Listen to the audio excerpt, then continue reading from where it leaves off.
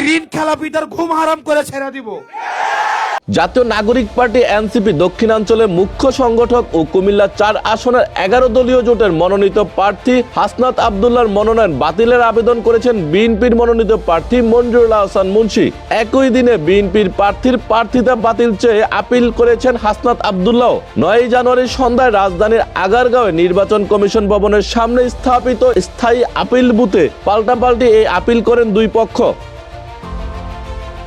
উভয় পক্ষের আপিলের বিষয়ে নির্বাচন কমিশনের কর্মকর্তারা জানান, নির্ধারিত সময়ে উভয় পক্ষ তাদের আপিল ও আবেদন জমা দিয়েছেন। এখন যাচাই বাছাই শেষে সংশ্লিষ্ট আপিলগুলো শুনানি করে চূড়ান্ত সিদ্ধান্ত নেবে কমিশন।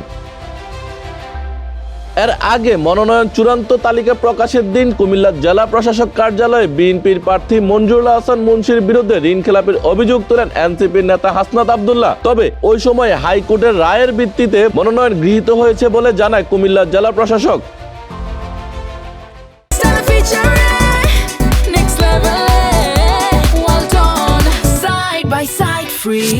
এদিকে বৃহস্পতিবার বিএনপির প্রার্থী মঞ্জুরুল আহসান মুন্সীর নাম ঋণ খেলাপির তালিকা অন্তর্ভুক্ত ও প্রকাশ না করতে হাইকোর্টের দেওয়া আদেশ ৮ সপ্তাহের জন্য স্থগিত করেছে আপিল বিভাগের চেম্বার আদালত। হাইকোর্টের আদেশের বিরুদ্ধে প্রিমিয়ার ব্যাংক ও আইডিএলসি ফাইন্যান্সের করা পৃথক আবেদনের লিভ টু আপিল শুনানিতে আপিল বিভাগের চেম্বার বিচারপতি মোহাম্মদ রেজাউল হক এই রায় দেন।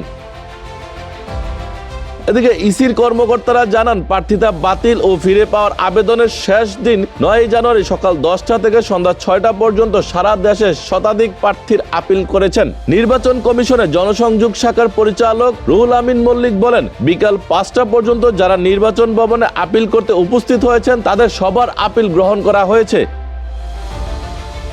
ইসির কর্মকর্তারা জানান, রিটার্নিং কর্মকর্তাদের আদেশের বিরুদ্ধে গত ৪ দিনে নির্বাচন কমিশনে মোট ৫০০রও অধিক আপিল আবেদন জমা পড়েছে। এর মধ্যে বৃহস্পতিবার সর্বোচ্চ ১৩৪টি আপিল জমা পড়েছিল। ত্রয়োদশ জাতীয় সংসদ নির্বাচনের মনোনয়নপত্র গ্রহণ ও বাতিলের বিরুদ্ধে আপিলের শেষ দিন ছিল ৯ জানুয়ারি। আপিলগুলোর শুনানি ১০ জানুয়ারি থেকে শুরু হবে এবং চলবে ১৮ জানুয়ারি পর্যন্ত। Tanvir Ahmad, news desk, Ittefaq.